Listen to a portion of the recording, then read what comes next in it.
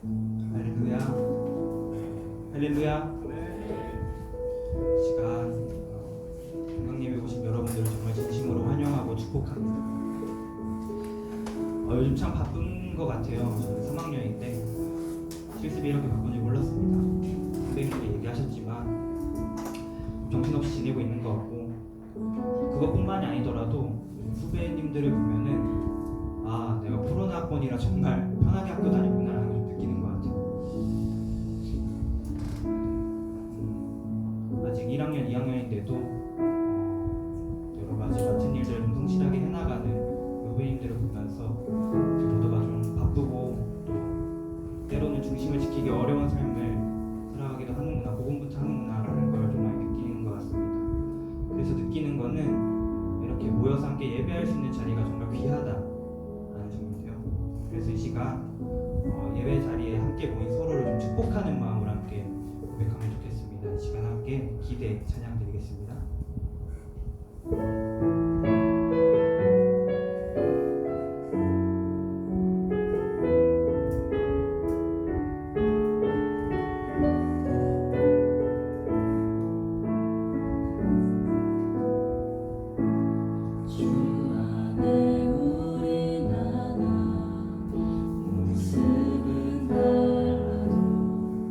예수님 한 분만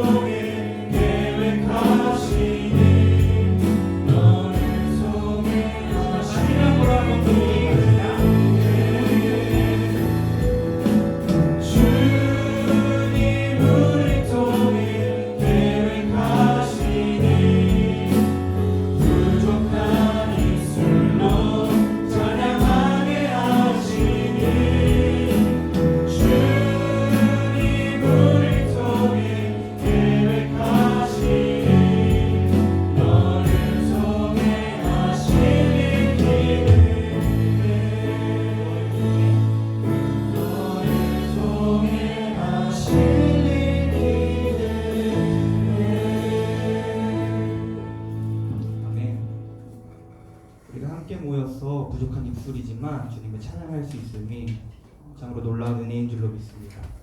시간 함께 그런 마음을 담아서 정말 찬양으로 하나님께 기쁨의 제사 올려드리는 시간 되면 좋겠습니다. 함께 고백하겠습니다.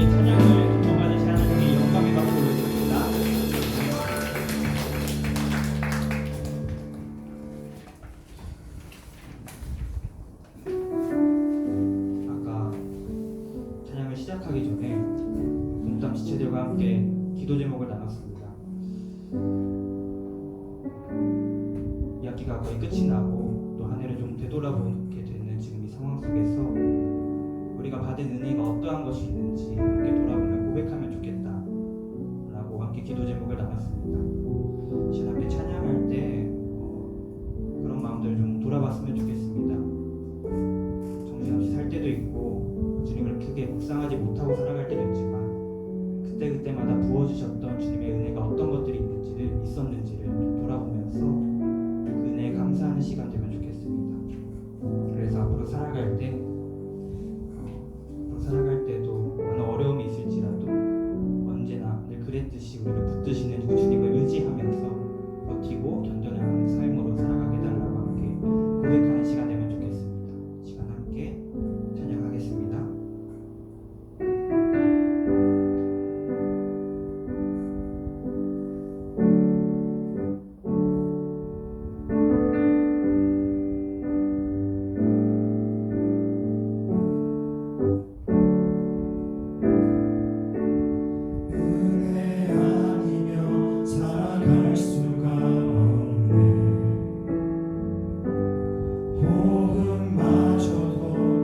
주의 것이니 세상 평안과 위로 내게 없어도 예수 오직 예수뿐이네.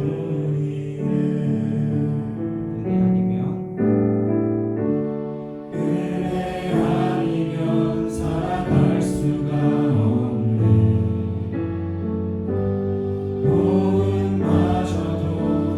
주의 것이니 세상 평안과 위로 내게 없어도 예수 오직 예수뿐이네.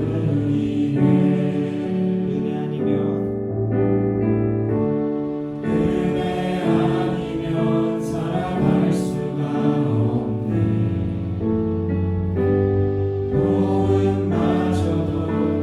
주의 것이니 세상 평안과 위로 내게 없어도 예수 오직 예수뿐이네. 그 신계획 다 볼 수도 없고 작은 고난에 지쳐도 주께 묻기 나의 모든 삶 버티고 견디게 하시네. 은혜 아니면 살아갈 수가 없네. 호흡마저도 다 주의 것이니 세상 평안과 위로 내게 없어도 예수 오직 예수뿐이네.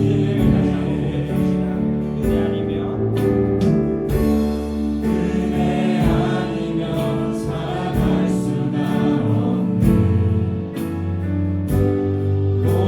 호흡마저도 다 주의 것이니 세상 평안과 위로 내게 없어도 예수 오직 예수뿐이네. 그 신계획 다 볼 수도 없고 작은 고난에 지쳐도 주께 묻기 나의 모든 삶 버티고 견디게 하시네. 그 신계획 다 볼 수도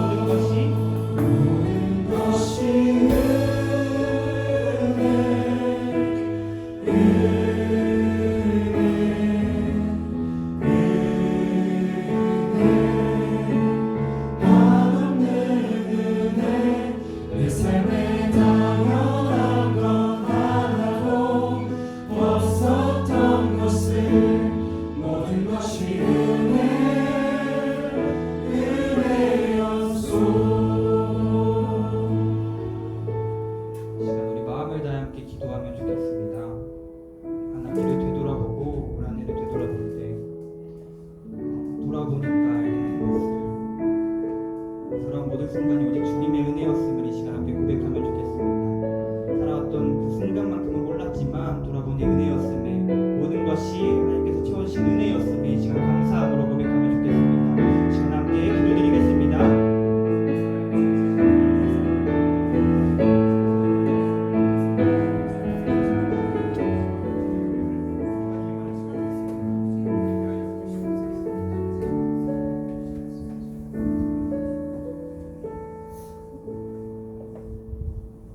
기도드리겠습니다. 사랑이 많으신 하나님 아버지 감사합니다. 오늘 2학기 종강예배를 맞이하여 실습과 많은 과제로 바쁜 저희의 발걸음을 예배당으로 인도하시니 감사합니다. 오늘 저희의 지난 한 학기를 되돌아봅니다. 하나님의 존재를 의식하며 산 날보다 마치 하나님이 옆에 계시지 않은 것처럼 산 날이 더 많았던 것 같습니다. 또한 바쁘다는 핑계로 하나님의 뜻대로 살지 않는 저희의 죄를 용서해 주시옵소서. 3학년 학우들이 실습 중에 있습니다. 실습을 통해 예비교사로서 하나님이 인정하고 원하시는 진정한 교사는 어떤 교사일지 고민할 수 있는 소중한 경험이 되게 해 주시옵소서. 4학년 학우들도 2차 시험을 앞두고 있습니다. 모두 좋은 결실을 맺을 수 있게 도와주시옵소서. 날씨가 많이 춥습니다. 전주교대 가족들 모두 건강 지켜주세요. 지난주에 이어 오늘도 말씀 전하시는 최한성 선생님께서도 하나님의 지혜와 은혜 내려주시옵소서. 남은 학기를 주 안에서 잘 마무리할 수 있게 해주시고 이 모든 말씀 예수님의 이름으로 기도드렸습니다. 오늘 하나님께서 주신 말씀 시편 23편 1절에서 6절 말씀 제가 봉독하도록 하겠습니다.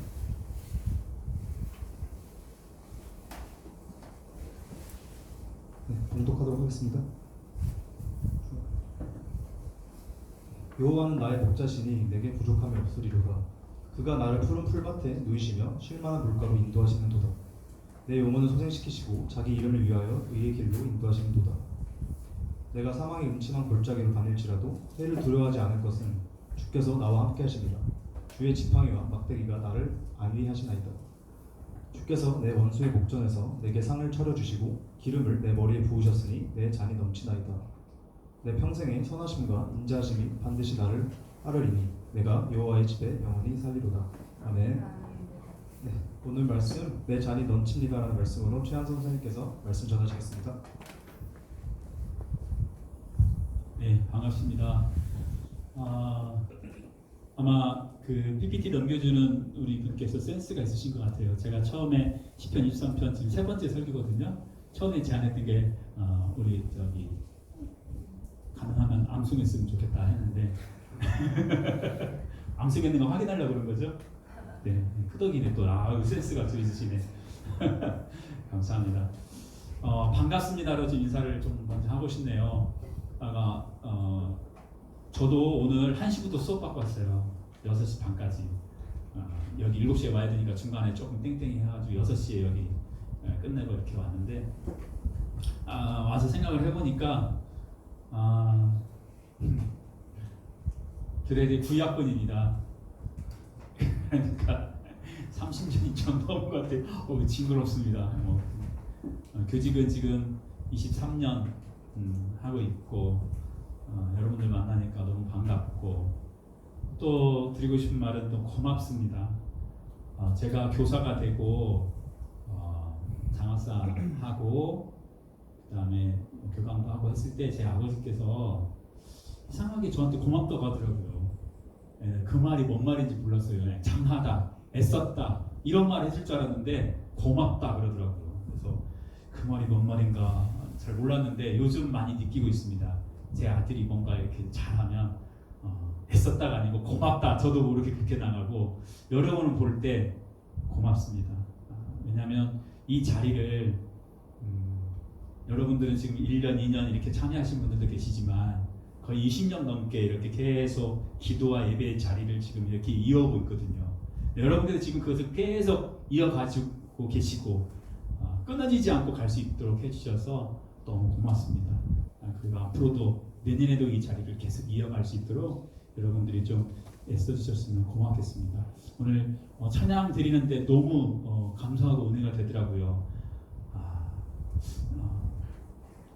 젊은 사람들 이렇게 예배나 찬양 집회에 가면 참 따라하기 힘든 찬양들을 많이 하는데 너무 익숙한 찬양을 해주셔가지고 너무 감사했습니다. 우리 찬양 인도자님 선곡 너무 좋습니다. 마지막 은혜 찬양 이렇게 하는데도 아 그래 참 은혜지 은혜 많이 생각을 했습니다. 제가 교직을 하고 익산교육청에 장사를 하고 도교육청 장사를 하고 지금 이제 만성적 교감을 하고 있는데 나름 정말 열심히 살았습니다. 열심히 살았는데 한 이렇게 안 믿는 선생님들이하고 공부 스터디하는 모임이 있었어요. 그래서 왜 그 길을 걸어갔고 무엇을 했는가 이런 얘기를 좀 나누는 자리였는데 그 선생님들이 다 믿지 않는 분들인데 선생님 한 분이 선생님이 이렇게 살아가는 동력은 뭐냐? 동력, 힘이 뭐냐? 그랬을 때 제가 했던 말이 은혜라는 표현이었어요. 안 믿는 사람들인데 도저히 설명할 방법이 없는 거예요. 뭐 교육적 소신과 철학과 가치가 이게 아니고 진짜 내 안에는 은혜였거든요. 하나님이 나 같은 사람을 교사로 불러주신 것이 은혜이고 나에게 사명 주신 것, 좋은 교사에 기독교사에 빚어 주신 것 은혜이고 또 그렇게 살아갈 수 있도록 동역자들을 붙여주시고 또 그런 기회를 주시고 그래서 참 은혜이고 그 은혜를 갖는 마음으로 살아가고 있다 그 얘기를 했었는데 아까 찬양하면서 그 생각이 번뜩 들면서 그렇지 은혜지 은혜 1년 돌아보니까 은혜라는 생각이 좀 들었습니다.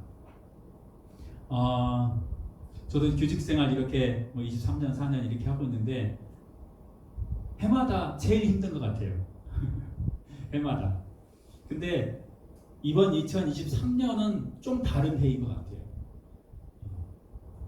그 7월 18일 결코 잊을 수 없는 날인데 좀 무거운 이야기지만 24살 2년 차였던 걸 제가 기억하는데 젊은 교사가 자신이 가르치는 아이들 그 교실 옆 창고에서 싸늘하게 생을 마감하는 일이 벌어졌습니다.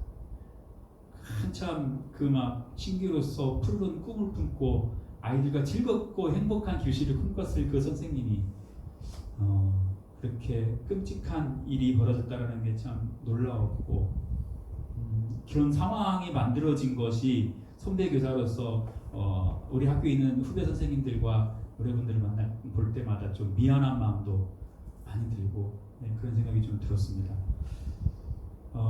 저도 이제 학교에 있다 보니까 정말 낙선 민원들 많습니다. 정말 정당한 교육 활동임에도 불구하고 아동 학대로 내몰리는 선생님들, 그 두려워하는 공포에 떠는 선생님들의 모습을 저는 좀 봤어요. 그래서 참 심각하다. 참 교권이 많이 침해되고 있다. 그런 생각이 좀 듭니다. 그게 현실이고 또 학력 인구가 학생 수가 감소하면서 교사 우리가 3학년이라고 했는데 지금 4학년 2차 앞두고 있고 보면 또 마음이 많이 아파요.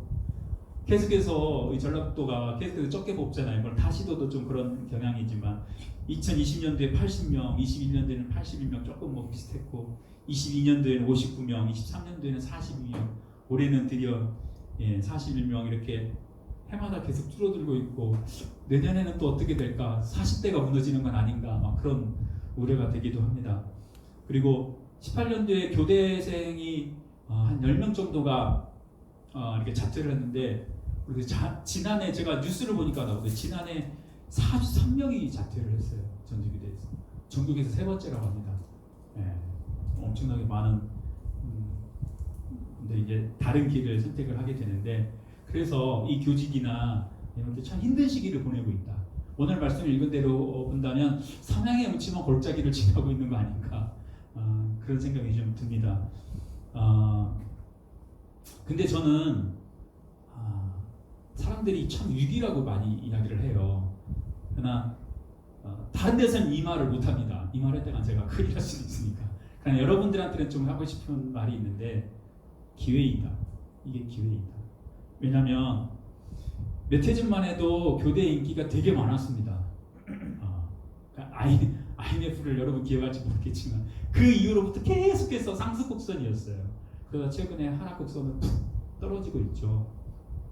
사람들은 안정적인 걸 원했고 그리고 개인의 어떤 여가 생활 방학이라는 시간이 있으니까 여가 생활을 누릴 수 있다. 뭐 이런 것들 때문에 되게 직업 선호도가 높았고, 그래서 교대에 오는 학생들도 되게 많았습니다. 경쟁도 되게 심했습니다. 근데 지금의 상황은 좀 달라졌죠. 자퇴하는 학생들도 많아졌고, 아마 내년, 내후년 갈수록 아마 입시, 이게 고등학교에서 대학교 올라올 때 입시에 반영이 되겠죠. 현저하게 경쟁률이 떨어질 거고, 그런 현상들이 벌어질 겁니다. 오히려 한편 조심스러운 표현인데 신앙 안에서는 참 잘 됐다라는 생각을 하는 이유는, 우리가 이 교사의 직을 선택할 때 좋은 직장이기 때문에 선택하는 사람들이 많이 오는 것보다 정말 다음 세대들을 잘 가르쳐 보고 싶다라는 그 열정 있는 사람들이 오는 게 훨씬 더 좋습니다. 학교 현장에서도 단순 직업인으로서의 교사가 오는 게 아니라 이 다음 세대를 어떻게 하면 잘 키워볼까, 좀 더 기독교사라고 한다면 이 아이들의 이 영혼을 어떻게 하면 살릴 수 있을까라는 생각을 가지고 있는 사람들이 현장에 오는 것, 너무 큰 차이가 납니다. 그래서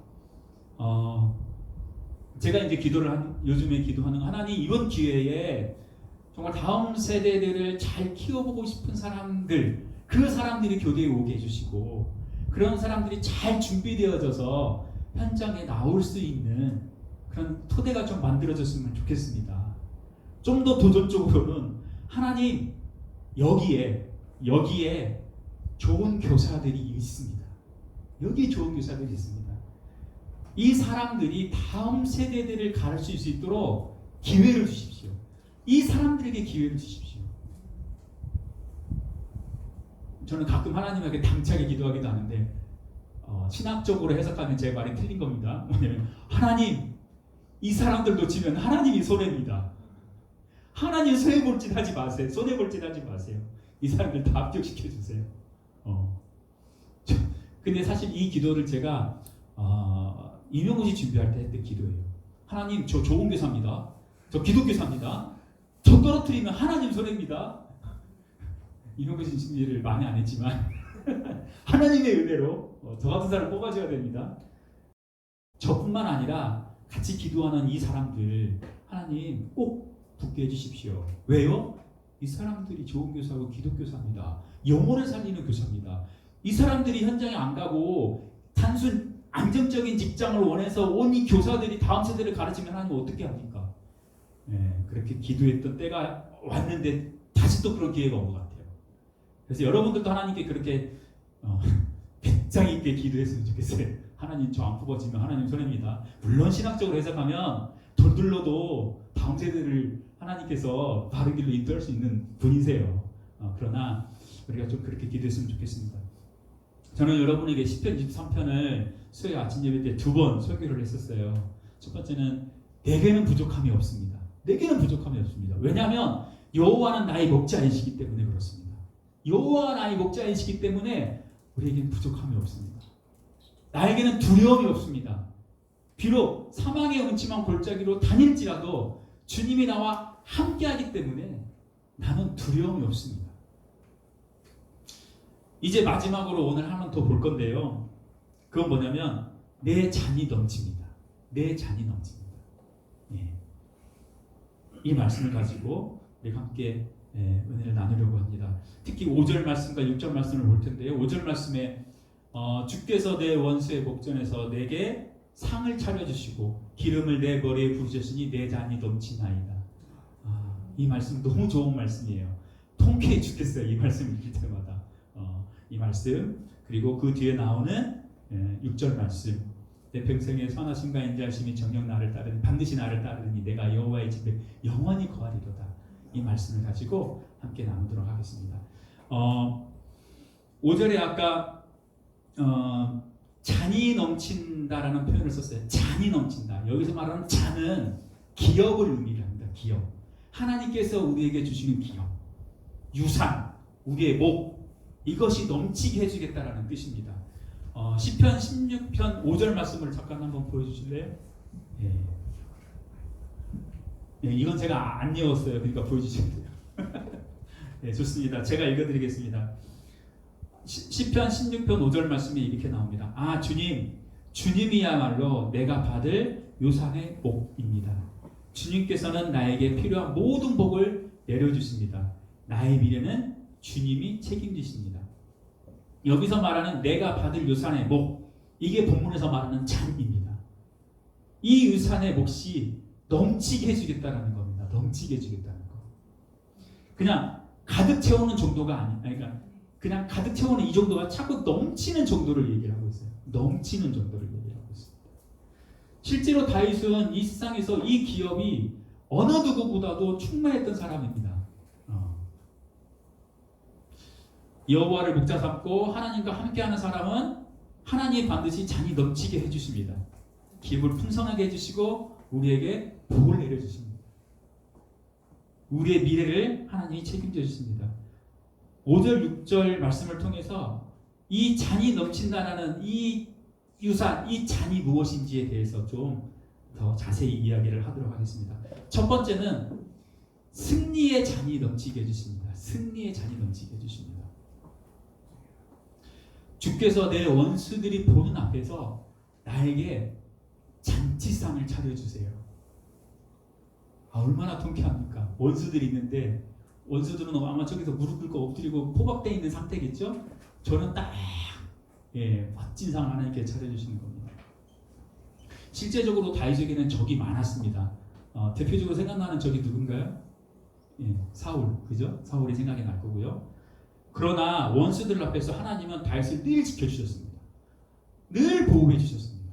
그리고 여기서 표현한 베푸시고라는 이 표현은 미완료 시제라는 표현을 쓰는데 우리가 쓰지 않는 시제인데 과거에서부터 지금까지 계속적으로 이 행동이 일어나는 것을 얘기해요. 그러니까 우리에게 상을 베푸시는데 한 번 베풀어 주겠다는 게 아니에요. 결정적으로 딱 한 번 베풀어 주겠다는 게 아니라 원수들이 있을 때마다 너에게 상을 베풀어 줄 것이다. 옛날에도 그랬고 지금도 그렇고 앞으로도 그렇게 해줄 것이다. 그런 뜻입니다. 그러나 우리가 여기서 주의 깊게 봐야 될 건 뭐냐면 다윗이 원수들에 대하는 태도, 이걸 통해서 우리가 한 번 정도 깊이 생각을 해봐야 되는데 사무엘상 24장 1절에서 22절 말씀을 가지고 잠깐 이야기를 해보도록 하겠습니다. 여러분이 다 아는 이야기이기 때문에 제가 이야기를 충분히 이해할 수 있을 것 같습니다. 사울은 다윗을 죽이려고 막 찾아다닙니다. 근데 다윗이 엔게디라는 이 곳에 있다라는 이야기를 듣고 이 사울이 3,000명을 거느리고 다윗을 죽이려고 찾아갑니다. 여러분 잘 아는 것처럼 사울이 용변이 마련, 화장실에 가고 싶었습니다. 동굴에 들어갔더니 그 동굴 깊은 곳에는 다윗과 다윗의 군사들이 숨어 있었습니다. 기회는 이때인 거죠. 그래서 이 다윗의 사람들이 자 원수가 왔습니다. 자 이제 이 사울을 죽이면 이제 끝입니다. 하나님께서 우리에게 좋은 기회를 주셨습니다. 그렇게 할 때 다윗은 그렇게 하지 않았죠. 조용히 가서 사울 왕의 옷자락을 베었습니다. 그리고 사울이 저 멀리 갔을 때 사울을 부릅니다. 그리고 그 옷자락을 보여줍니다. 지금 내가 들고 있는 이 임금님의 옷자락을 보십시오. 내가 이 옷자락만 자르고 임금님께는 손을 대지 않았습니다. 그런데 사울이 이렇게 이야기를 합니다. 20절 말씀 한번 보여주실까요? 20절 말씀에 나도 분명히 안다. 너는 틀림없이 왕이 될 것이고 이스라엘 나라가 내 손에서 굳게 살 것이다. 그렇게 사울이 고백을 해요. 사울이 고백.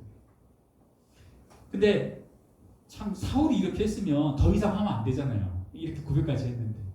근데 26장에 가면 또 한 번 비슷한 일을 또 벌입니다. 사울이 다윗을 죽이려고 또 쫓아갑니다. 이번에는 하길라라는 산에서 다윗이 숨어 있었습니다. 이때 다윗이 저 멀리서 사울이 자고 있는 모습을 보게 됩니다. 적진에 몰래 들어가서 죽일 수 있는 기회가 있었지만 사울도 자고 있었으니까 사울의 머리맡에 있는 창과 물병만을 가지고 옵니다. 그리고 또 깨어났을 때 원수를 죽일 수 있는 상황이지만 저는 죽이지 않았습니다. 그렇게 얘기를 하고 사울이 또 이야기를 합니다. 25절 말씀 보이세요? 한번 읽어볼까요? 시작. 사울이 다윗에게 이르되 내 아들을 다윗아 내게 복이 있을지어다. 내가 큰 일을 행하겠고 반드시 승리를 얻으리라. 이렇게까지 승리는 네가 반드시 승리하리라. 원수잖아요. 다윗의 원수잖아요. 사울 입장에서는 다윗이 원수였겠죠. 그러나 그 앞에서 승리는 너에게 있다라고 이야기를 합니다. 저는 이것도 어쩌면 사울의 생각이 아닐 수도 있겠다. 하나님이 그 생각을 집어넣어 주신 거 아닐까? 하나님이 사울의 입을 통해서 다윗에게 승리는 너에게 있다 이야기하는 거 아닐까? 결국 어떻게 됐습니까? 사울은 스스로 목숨을 끊었고요. 하나님은 다윗을 이스라엘의 왕으로 삼으셨습니다. 승리케 해주셨습니다. 이게 바로 원수의 목전에서 상을 베푸시는 하나님의 방법입니다. 우리는 원수를 볼 때, 원수를 갚을 때 우리가 직접 원수를 갚고 싶습니다. 그래야 우리가 시원합니다. 통쾌합니다. 근데 하나님의 방법은 그게 아니라는 거예요. 오늘 다윗을 통해서 하나님이 직접 원수를 갚아주세요. 하나님이 직접 원수 앞에서 상을, 잔치상을 베푸시고 우리를 승리케 해주신다는 거예요. 승리의 잔을 우리에게 주시는 거예요. 아까 학교 이야기를 잠깐 했는데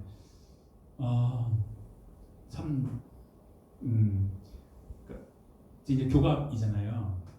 선생님들이 감당 못하는 전화를 제가 받습니다. 선생님들이 감당 못하는 거 이제 저한테 토스를 해요. 그러면 제가 받는 전화는 거의 대부분 결코 쉬운 내용이 아닙니다. 한 번 두 건을 얘기할 텐데, 한 번은 선생님이 이제 막 결혼해가지고 결혼한 지 한 2년차 되셨나? 그 선생님 젊은 선생님, 여선생님인데 그 학부모님이 전화를 해서 선생님의 교육 방법이 좀 문제가 있다라는 거예요. 그 선생님은 한 달에 한 번씩 아이들의 어떤 설문을 이렇게 받아서 뭐 힘든 일 없냐, 교육할 게 힘든 건 없냐, 뭐 이런 것들을 다 물어서 상담을 이렇게 진행하는 선생님이세요. 얼마나 좋습니까? 그냥 해도 되는데, 그냥 가르칠 것만 가르쳐도 되는데, 아이들 하나하나 교육관계 다 따져보고 그 힘든 게 있으면 그냥 넘어가는 게 아니라 다 상담해주고, 혼자 안 되면 상담 선생님 연결하고 이렇게 해가지고 다 해주는 선생님인데, 자기 아이가 조금 문제 있는 걸로 이렇게 드러났나 봐요. 그래서 선생님이 그 아이를 상담을 했어요. 근데 그게 너무 기분이 나쁜 거야. 그래서 그 어머니가 저한테 전화를 한 겁니다. 근데 제 감정을 건드려요. 뭐냐면 선생님이 아직 어려서 교육 방법이 서투른 것 같아요. 교감 선생님이 지도를 좀 해주세요. 상당히 이건 우리 교사의 자존심을 건드리는 거거든요. 그 선생님이 아직 애를 안 낳아서 아직 잘 모르시는 것 같아요. 여러분 교직에 갔는데 그런 말을 학부모한테 들어보세요. 아, 네 그래요. 제가 아직 경력이 짧아서요. 네 아직 제가 아이가 없어서요. 상당히 자존심 상하는 일이거든요. 근데 말을 아주 조목조목해요. 그래서 제가 그랬어요. 이 선생님 교사 자격증 있는 분이고 전문가입니다. 나름의 교육 철학을 가지고 이 아이를 지도하고 있는 겁니다. 그랬더니 교감 선생님도 같은 편이군요. 왜 선생님만 편만 드세요? 또 이러더라고요. 그래서 제가 그거라고 막 한 1시간씩 한 서너 번을 통화한 것 같아요. 계속 막 연수원에 가고 연수 뭐 이렇게 하고 있는데 거의 끝나면 또 전화하고 그 운전 중에 전화하고 계속 전화하고. 그래서 나중에 그 아버지 오시라고 그랬어요. 그 어머니는 더 이상 안 되고 아버지 오시라고 해서 그 선생님하고 같이 이야기를 하자. 그래서 그 선생님한테는 이 아이를 지도하기 위한 모든 것들을 다 꺼내서 보여주자. 다 보여줬어요. 그 아버지가 오히려 고맙다라고 갔어요. 고맙습니다 선생님. 그 선생님 우리 아이들 이렇게 있어주셔서 고맙습니다. 몰랐습니다. 아이가 기분 나쁘다는 얘기만 들었고 자기 아내가 기분 나쁘다는 얘기만 듣고 자기도 화가 났는데 와서 보니 아니네요. 통쾌했습니다. 만약에 제가 그때 그 부모님들하고 언성을 높여가면서 싸웠다고 한다면, 그렇게 원수를 갚아버렸다면, 이런 통쾌한 일이 오지 않죠. 저는 그건 하나님께서 하셨다라고 생각을 해요. 저는 쉽게 흥분하는 사람이에요. ENFP. 왜 웃어요? 약간 그 연예인 기질이 있는 막 이런 스타일인데, 네 그럼요 교양 있게 네. 막 1시간씩 이 막 신경질 버려가면서 막 하는 거 정말 어려운 거거든요. 네 그럼요. 그랬더니 하나님께서 원수의 목전에서 내게 상을 베푸시고 그 선생님에게도 상을 베푸시고, 그래서 막 학부모가 원수냐, 그건 아니에요. 그 사람이 원수가 아니고 그 사람을 지배하고 있는 그 정신세계, 그게 원수예요. 또 한 번은 아침 출근길, 아침 등굣길이 여러분 주차 공간이 도시학교예요. 저희 만성초 혁신도시 도시학교라서 되게 복잡해요. 그 선생님들도 주차할 곳이 없고 막 학부모님들이 막 애 데리고 차 타고 와가지고 막 내려주고 가는데 막 엉키고 막 난리예요, 난리. 그래서 통제를 하기로 했어요. 아이들 등교하는 시간대는 교통이 혼잡하기 때문에 학부모님들과 외부인들은 들어오지 못합니다. 그렇게 안내를 했는데 또 전화가 왔어요. 누구를 위해서 그렇게 하나? 선생님들 주차 공간이 없으니까 그렇게 하는 거 아니냐? 그래가지고 또 한바탕 막 그분하고도 한 4번 통화한 것 같아요. 40분씩. 근데 심지어는 그분이 처음에 이렇게 해가지고 국민신문고에 교환선생님, 그 남자 교환선생님이시죠? 네네. 그 최한선 교환선생님이시죠? 네. 국민신문고에 올릴 테니까 답변을 준비하세요. 막 그렇게 하더라고요. 그래서 막 여기까지 올라왔어요. 할 테면 하라고 막. 심지어는 여러분 그 직장인이라면 선생님들이 그 직장에서 이렇게 출근할 때 주차할 수 있도록 해주는 게 당연한 거 아닌가요? 그런 거 아닌가요? 저는 그 뭐라고 하더라? 아무튼 노동자 아니고 뭐라고 하는데 사업주는 아니고 뭐라고 하는데 갑자기 생각이 안 나는데. 그러니까 관리자기 때문에 학교를 관리하는 사람 입장에서 학교에 근무하는 분들이 잘 근무할 수 있는 최적의 환경에 만들어진 의무가 있다고 생각하거든요. 그래서 주차를 잘 할 수 있도록 충분히 안 그러면 뭐 10분, 20분씩 걸어서 딴 데서 주차해놓고 그렇게 온다라는 거는 말이 안 되는 거잖아요. 그래서 그런 얘기를 막 했더니 막 어떤 그런 법이 있냐고. 그래가지고 국민신고 올 테니까 답변 준비하고. 그래서 또 막 아무튼 잘 이야기를 해서 타협점을 찾았어요. 한 번도 화내지 않았어요. 근데 그분이 나중에 저한테 잘 해결되고 고맙습니다라고 얘기하더라고요. 교환선생님 고맙습니다. 내가 평소에 교환선생님 열심히 하시는 거 알고 있죠. 잘 열심히 다 들었어요. 처음부터 그럼 그렇게 얘기를 하든가. 국민신문고에 교환선생님 올릴 거라고 하니까. 근데 알고 보니 그분이 그 기관에 민원 응대 업무를 맡고 있는 분이더라고요. 대가 흥분했으면 얼큰이 잘 걸렸다 했을 거예요. 그러면서 든 생각이 그래 내가 맞대응해가지고 저 원수 같은 사람하고 싸울 게 아니라 이 원수 갚는 건 하나님이 갚는 거고 최대한 내가 들어주고 방법 찾고 이렇게 하는 게 맞는 거구나. 근데 저는 방금 민원이라는 걸 얘기했지만 여러분 학교 현장에 가면 아이들 원수 같은 아이들이 있어요. 천사 같은 아이들만 있는 게 아니에요.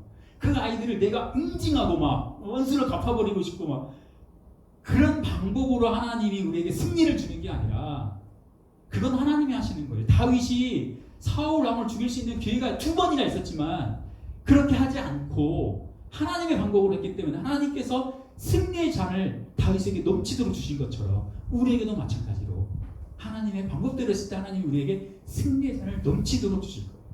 그걸 믿고 하나님의 방법대로 사는 여러분들이 됐으면 좋겠습니다. 두 번째는 어떤 잔이냐면 환대의 잔입니다. 환대. 잘 표현하지 않는 표현이죠. 환대의 잔이 넘칩니다. 기름으로 내 머리에 바르셨습니다. 기름으로 내 머리를. 보통 기름을 머리에 바른다라는 것은 어떤 걸 연상하냐면 왕을 세울 때, 제사장을 세울 때 머리에 기름을 바르는 것을 생각을 하는데 여기서는 그 뜻은 아닙니다. 여기서의 의미는 뭐냐면 손님이 왔을 때 환대의 의미로 머리에 기름을 바르는 것. 그걸 의미를 해요. 누가복음 7장 36절에서 46절에 이런 스토리가 있습니다. 이야기가 있습니다. 예수님이 바리새인 집에 이제 초대를 받아서 들어갑니다. 근데 그 동네에 죄를 지은 한 여자가 향유 담은 옥합을 가지고 와서 눈물로 발을 적시고 머리털로 닦고 그 향유를 붓습니다. 이 이야기는 잘 아시죠? 네. 이 모습을 보고 바리새인이 이 여인이 죄인인데 죄인이 어떻게 이렇게 하게끔 이렇게 놔두느냐라고 하는 것을 예수님이 들으시고 예수님이 말씀을 이렇게 하세요. 한번 보여주세요. 45절 46절 말씀인데 너는 내게 입맞추지 아니하였을 때 그는 내가 들어올 때로부터 내 발에 입맞추기를 그치지 아니하였으며 같이 읽어주실래요? 내 머리에 감람주도 붙지 아니하였을 때 그는 향유를 내 발에 부었느니라. 여기서 말하는 감람유를 머리에 감람유를 묻지 아니하였을 때 이때 그 머리에 기름을 바르는 건 이걸 의미를 하는 겁니다. 귀한 손님이 올 때 이스라엘은 머리에 기름을 붓는 그런 것들이 있었습니다. 그런데 이 바리새인은 감람유를 머리에 바르는 것뿐만 아니라 여기 보면은 45절에 입맞추지도 않았고요. 심지어는 받치실 물도 주지 않았어요. 오죽하면 여인이 머릿결로 발을 씻겼겠어요. 전혀 예수님을 귀한 손님으로 대접하지 않았다라는 거예요. 그러나 하나님은 우리를 너무 귀하게 환대해 주세요. 우리의 머리에 기름을 부어 주세요. 아무나 머리에 기름을 붓는 게 아니에요.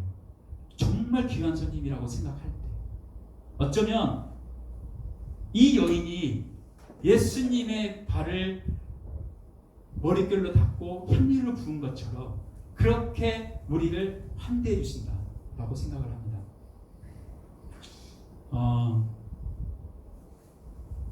근데 우리 주변에도 이렇게 환대를 잘해 주시는 분들이 계시죠. 네. 그러니까 이런 모임 이렇게 오면 되게 그 약간 어색함이 좀 있지 않아요? 뻘쭘하고 뭐 이렇게 내가 와도 되나 뭐. 그리고 여러분들 뭐 이렇게 매주 이렇게 오는 게 아니라 한 번씩 뛰었다 오고 올 때마다 어색하고 그런 거 있잖아요. 그런데 환대해지는 누군가가 있으면 정말 그렇게 기분이 좋을 수가 없습니다. 이쪽으로 앉아라 이렇게 하고 간식도 이렇게 우리 간사님이 환대를 잘해 주실 거고, 그죠?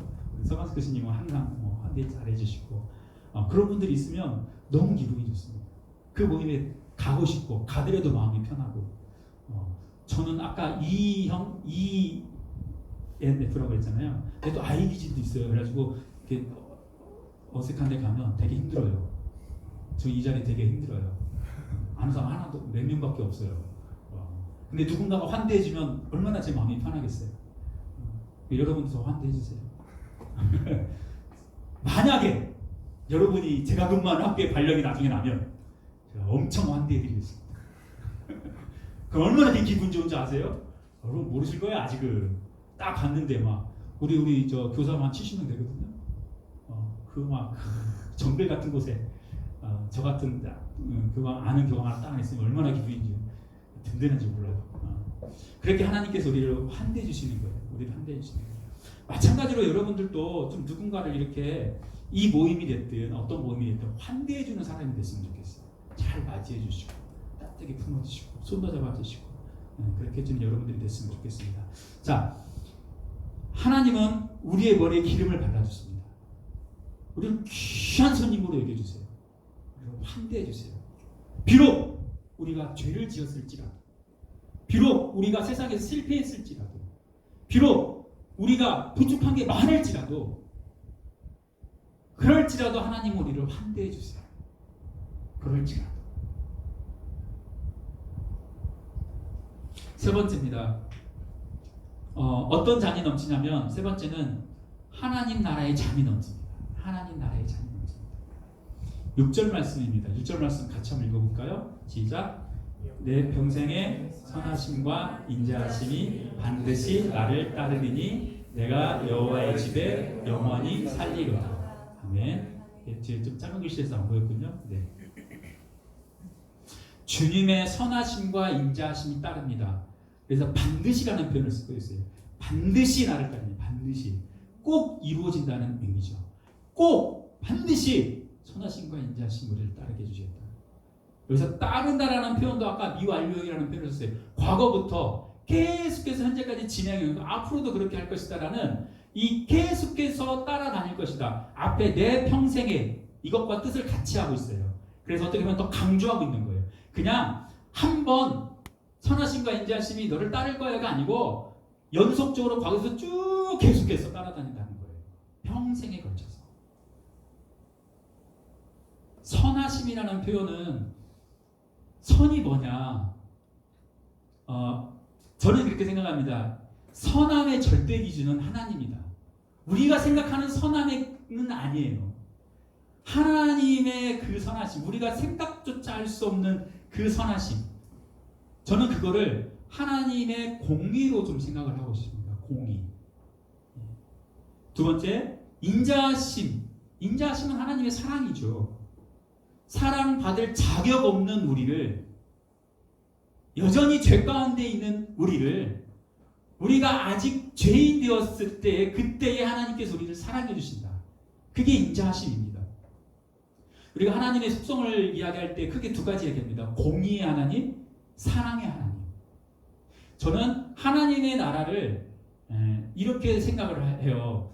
하나님의 공의와 하나님의 사랑이 가득한 곳, 거기가 하나님의 나라다. 거기가 하나님의 나라다. 저는 생각을 하거든요.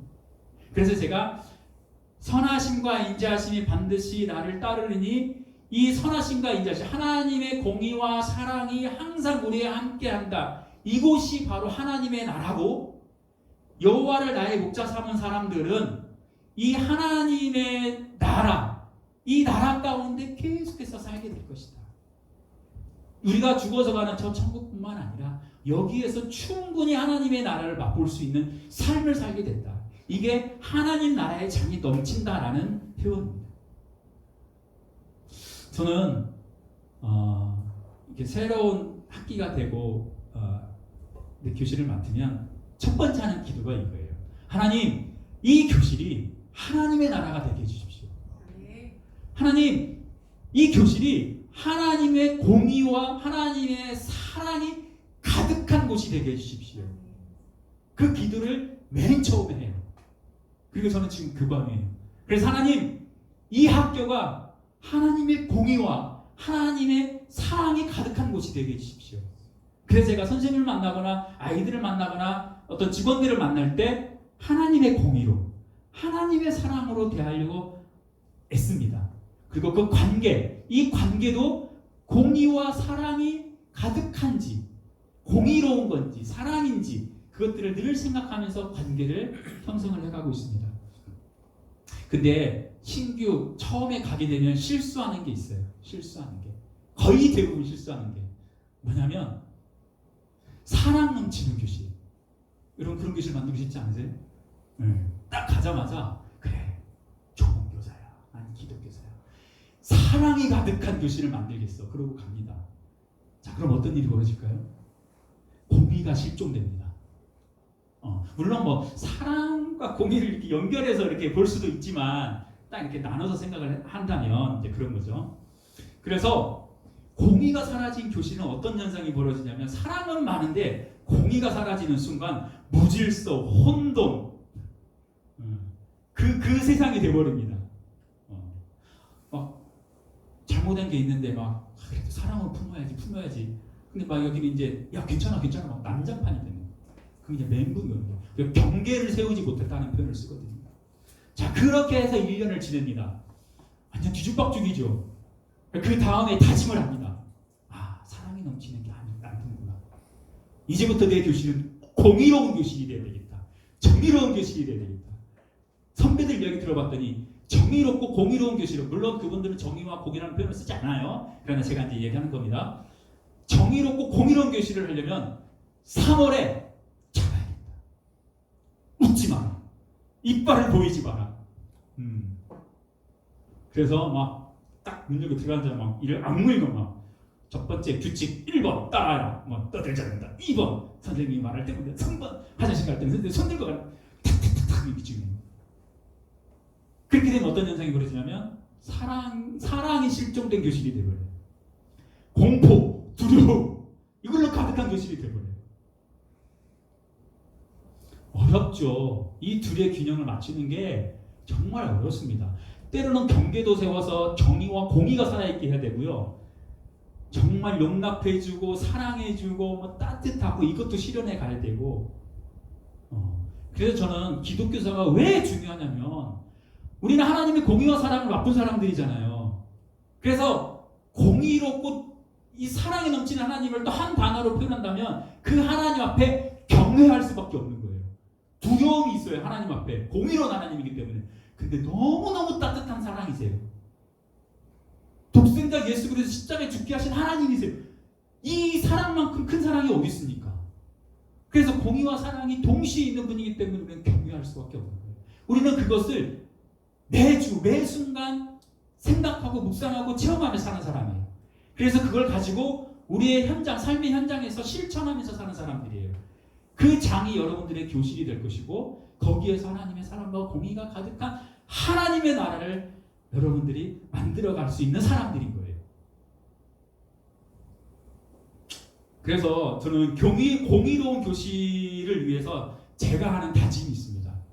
뭐 별건 큰 건 아닌데 화내지 말고 혼내자.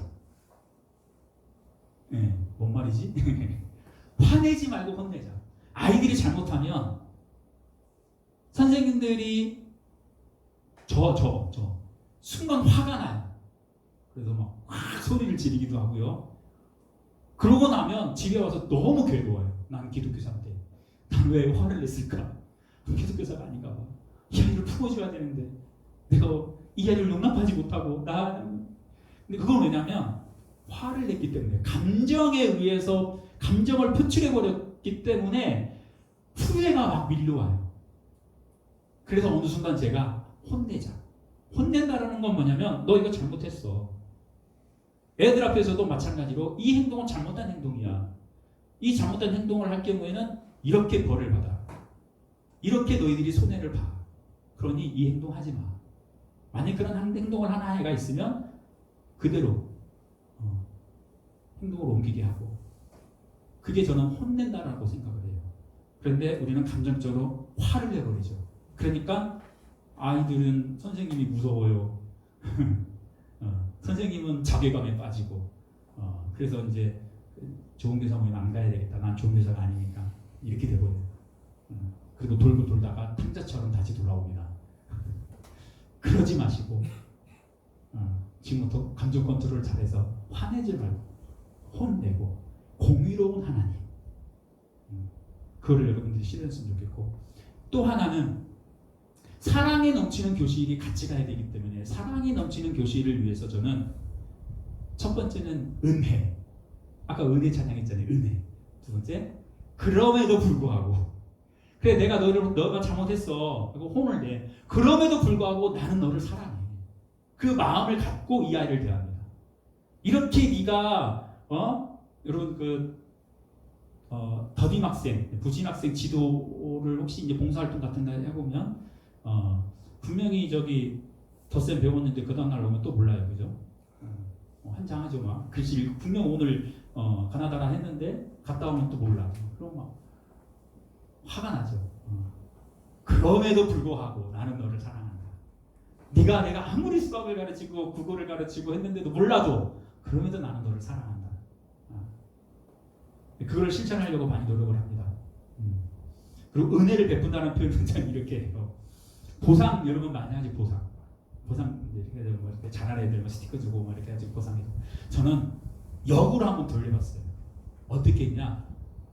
여러분 우리가 하나님과의 관계에서 보면 우리가 잘해서 하나님 우리한테 뭘 주는 게 아니에요. 하나님이 그냥 우리한테 무조건적으로 준 거예요. 우리는 받을 자격이 없는 사람들이잖아요. 여러분 하나님 사랑 받을 자격이 있는 분들 있어요? 네. 받을 자격이 없어요. 근데 하나님이 일방적으로 사랑해 주셨어요. 그게 너무 감사해서 찬양하고 예배하고 착한 행실을 하는 거예요. 우리가 착한 행실을 했기 때문에 하나님이 우리를 사랑하는 게 아니고 그거를 적용해 본 거예요. 사랑 넘치는 계시를 위해서 내가 너희들에게 먼저 은혜를 베풀겠다. 얘들아 오늘 힘들지? 나가서 체육 한번 하고 오자. 내가 먼저 은혜를 베풀어요. 너희들 저 보니까 지금 당이 좀 필요한 것 같아. 사탕 하나씩 다 줄게. 먼저 줘요. 그리고 나서 애들한테 이제 하나씩 야 사탕까지 줬는데 그러면 안 되지. 그러니까 그렇게 은혜를 가르쳐줘야 돼요. 애들한테. 은혜야 은혜. 근데 반대로 생각해 보세요. 자 이거 한 학생들 사탕 줄게. 이걸 했어. 사탕을 받을 때 고마워할까요? 아니에요. 애들 빨리 주세요. 제가 했잖아요. 빨리 주세요. 이거는 나는 어릴 때 내 돈 사기 털어가지고 이렇게 줬는데 빚쟁이가 된 것 같아. 그래서 어느 순간부터 바꿨는데 모르겠어요. 애들이 깨달을지 어떨지 모르지만 저는 그렇게 우리 교실을 은혜와 사랑이 있는 교실, 그래서 하나님의 공의와 하나님의 사랑이 가득한 교실을 만들려고 기도도 했고 실천도 했고 노력도 했고, 물론 그렇게 우리 교사들은 가르치기 위해서는 내가 먼저 그렇게 살아야 돼요. 즉 내가 먼저 하나님 나라를 살아야 이 교실을 하나님 나라 만들 수가 있는 거예요. 그래서 끊임없이 하나님 나라를 살기 위해서 내 삶의 공의로움과 내 삶의 사랑이 넘치는가. 그래서 오늘 말씀대로 한다면 이 하나님의 공의와 사랑이 가득한 충만한 하나님 나라, 이 잔이 넘치게 해주겠다는 겁니다. 얼마나 감사해요. 그럼 공의로운 세상, 그럼 생각만 해도 좋지 않나요? 저 얼마 전에 서울에 공 봤습니다. 토요일날. 우리는 공의가 없구나. 저기 아우 정말. 이거 보신 분 계세요? 봤구나. 딱 보고 영화를 보고 이렇게 했는데 아무도 안 일어나요. 그죠? 우리 타임만 그랬나? 한 2, 3분 동안 사람들이 안 일어나요. 막 이러면서 과연 정의로운 세상일까? 그런데 그 하나님의 공의가 정의가 가득한 세상, 하나님의 무한한 사랑이 가득한 세상, 그러면 그 안에서 산다고 생각해 보세요. 그게 항상 나를 따라다닌다고 생각을 해보세요. 천국이죠. 천국. 그게 천국이죠. 더 소원하는 것은 이 세상에서 아무리 천국을 맛본다고 해도 저 천국, 그거와 비교한다면 이건 아무것도 아니겠죠. 그래서 기대가 되는 거예요. 저 하나님의 나라는 도대체 어떤 세상일까? 하나님의 공의와 사랑을 가득한 충만한 저 세상은 어떤 세상일까? 그걸 기대하며 사는 거예요. 기다리며 사는 거예요. 여기서 충분히 맛보고.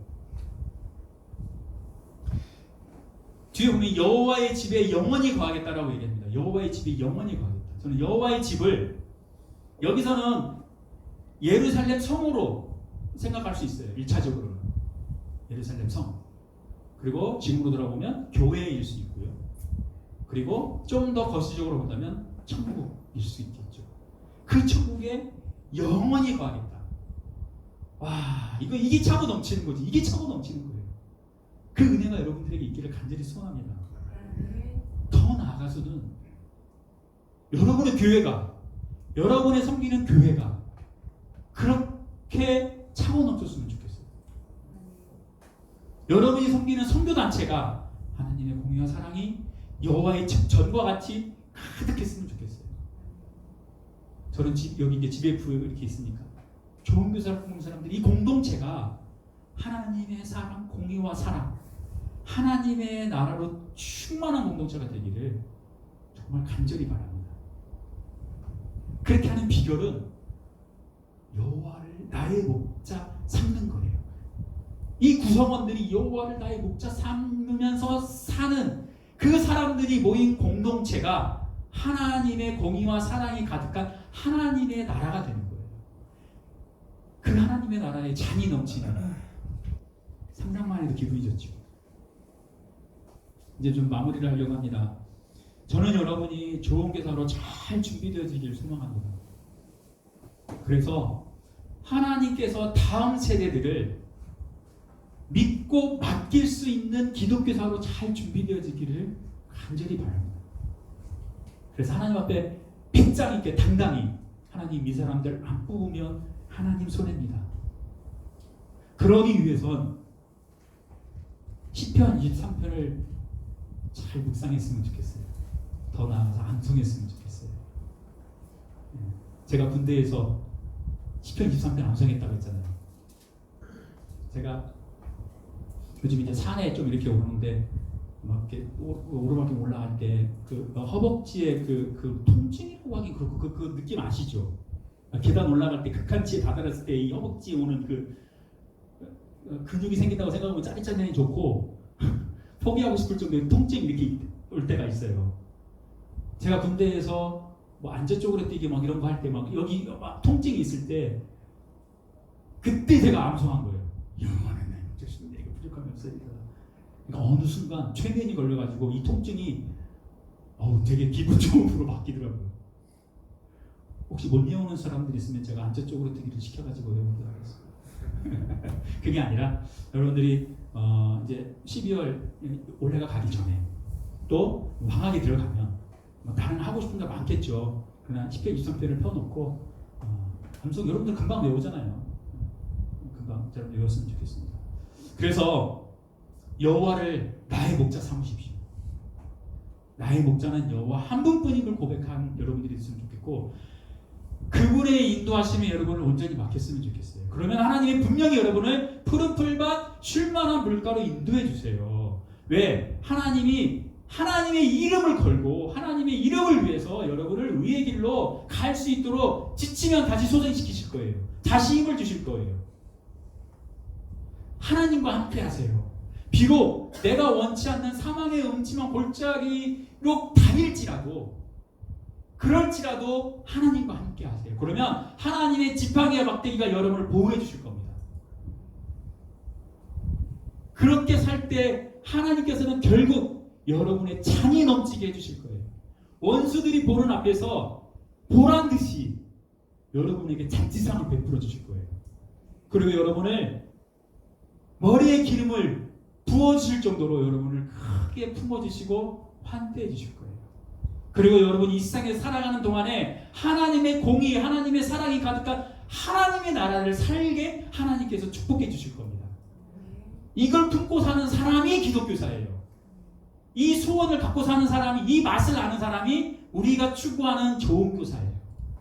그렇게 준비되어지는 여러분이 되었으면 좋겠고 오늘 찬양을 할 텐데 하나님은 우리를 가장 좋은 길로, 완전한 길로 이끌어 주세요. 왜요? 여호와는 나의 목자이기 때문에. 내가 죽으면 하나님이 손해예요. 양을 잃으면 목자 손해잖아요.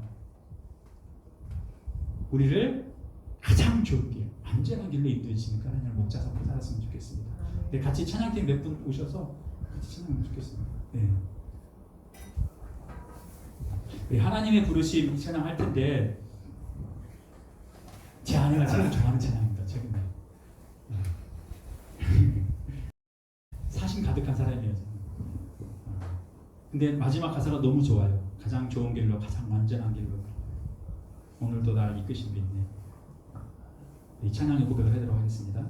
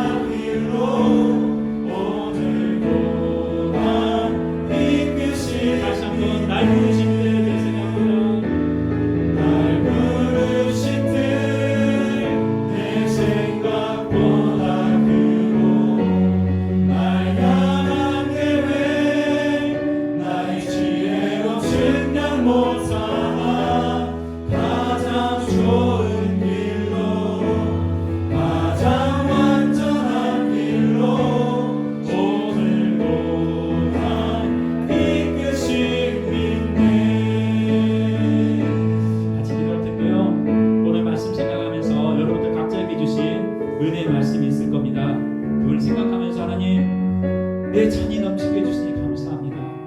내게 부족함이 없습니다. 난 두려움이 없습니다.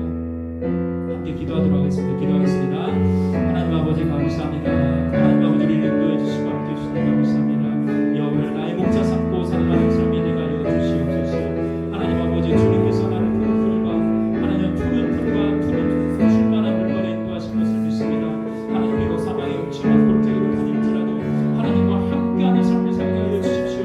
하나님 지팡이와 막대기로 나를 보호하여 주시고 인도하여 주시옵소서. 하나님 아버지 내가 하나님 아버지 비록 이 세상 가운데 힘들고 어렵고 버거운 삶을 살지라도 하나님께서는 이 원수의 목전에서 내게 상을 베풀어 주실 줄 믿습니다. 하나님 아버지 내게 기름을 부어주셔서 나를 끝까지 환대해 주시고 맞이해 주실 줄 믿습니다. 하나님의 봄이 하나님의 사랑이 가득한 하나님 아버지 선하심과 인자하심이 반드시 나를 따를 것을 믿습니다. 내 장이 넘치고 하나님의 은혜가 넘치는 삶을 살게 하여 주실 줄 믿습니다. 그런 기름 교사로 좋은 교사로 준비되어 주실 수 있도록 하나님 아버지 도와주시고 함께하여 주시옵소서. 하나님을 바라보며 살아가는 자리 될 수 있도록 하나님 아버지 도와주시고 함께하여 주시옵소서.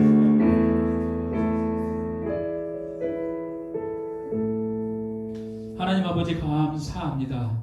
하나님 아버지 여호와를 나의 목자 삼고 살아가는 우리 좋은 교사 선생님들이 될 수 있도록 하여 주시옵소서. 하나님 아버지 우리가 지치고 힘들 때 다시 새 힘을 솟게 되는 힘을 우리 가운데 허락하여 주시옵소서. 비록 내가 원치 않고 전혀 내가 생각하지 못했던 사망의 음침한 골짜기로 다닐지라도 하나님과 늘 함께하는 그런 삶을 살게 하여 주시옵소서. 그래서 주님의 지팡이와 막대기로 나를 보호하여 주시고 인도하여 주시옵소서. 하나님 아버지 이 세상이 너무나도 험하고 어렵습니다. 하나님 아버지 대적하는 것들이 너무나도 많이 있습니다. 그럴 때 하나님께서는 결국에는 우리를 원수의 목전에서 내게 상을 베풀어 주실 것을 믿습니다. 하나님 내가 힘들고 지치고 약한 모습일지라도 있는 모습 그대로 하나님 나를 환대해 주시고 내 머리에 기름을 부어 주실 것을 믿습니다. 하나님은 이 세상 하나님의 선하심과 인자심이 가득한 세상 하나님의 나라가 되게 하여 주십시오. 하나님의 나라를 살아가는 저희들이 되게 하여 주시옵소서. 하나님 여기 있는 우리 귀한 예비교사들이 학교 현장에 갔을 때에 하나님 그 교실이 그 학교가 하나님의 나라 하나님의 공의와 하나님의 사랑이 실현되는 곳이 되게 하여 주시고 여기 있는 모든 사람들이 먼저 하나님의 나라를 살아가는 그런 충만한 삶을 살게 하여 주시옵소서. 하나님 아버지 우리 GBF가 하나님의 공의와 사랑이 가득한 하나님의 귀한 공동체가 되게 하여 주옵소서. 감사합니다. 예수님의 이름으로 기도합니다. 네, 광고하겠습니다. 종강예배 오신 여러분들을 환영합니다. 종강예배는 선교단체 ESF, CCC, 조이, IBF, DSM과 GBF 연합으로 함께 들어졌습니다. 이 선교단체에 많은 관심과 참여 부탁드립니다. 네, 하나님께 영광을 올리는 꿈땅 찬양팀에서 꿈땅을 모집합니다. 문의는 실과이 장한나 하부에게 부탁드립니다. 네, 전주교대는 비전 모임이 있습니다. 많은 관심과 사랑 부탁드립니다. 네, 이 학기도 모두 고생 많으셨습니다. 남은 학기 잘 마무리하시길 바랍니다. 그리고 24년 3월에 크리스천 새내기 학교가 있는데 같이 관심 있으신 분은 같이 참여하시면 좋을 것 같습니다. 예배를 마치는 선물 추첨이 있으니까 바로 가지 마시고 추첨까지 다 하고 가시면 좋겠습니다. 네, 비전 서론 낭독하겠습니다. 모두 자리에서 일어나 주세요. 네. 진리 하나. 나는 영혼을 살리는 교사가 됩니다. 하나. 나는 진리를 가르치는 교사가 됩니다. 사랑 하나. 나는 사랑을 실천하는 교사가 됩니다. 하나. 나는 민족을 가슴에 품는 교사가 됩니다. 정의 하나. 나는 정의를 외치는 교사가 됩니다. 하나. 나는 대안을 제시하는 교사가 됩니다. 회복 하나. 나는 비전을 제시하는 교사가 됩니다. 하나. 나는 창조 질서를 회복하는 교사가 됩니다. 네, 모두 보리라 찬양하면서 예배 마치도록 하겠습니다.